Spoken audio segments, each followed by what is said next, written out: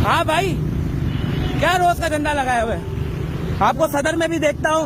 हाँ, क्या परेशान हो आप? बाइक के पेट्रोल के पैसे मांग रहे थे आपसे?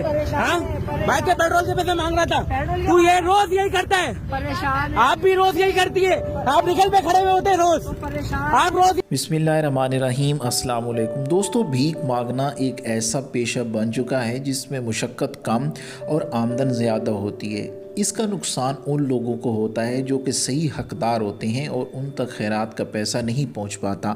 आपको वीडियो में जो शख्स मोटरसाइकिल पर नज़र आ रहा है उसके पीछे एक औरत भी बैठी है।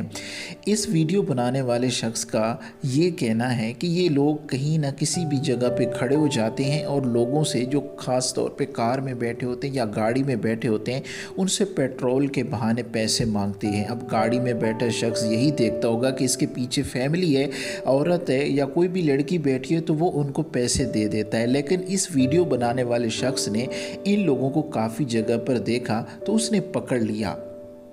अगर आपको हमारी वीडियो अच्छी लगे तो अपने दोस्तों के साथ फेसबुक और व्हाट्सएप पे ज़रूर शेयर करें।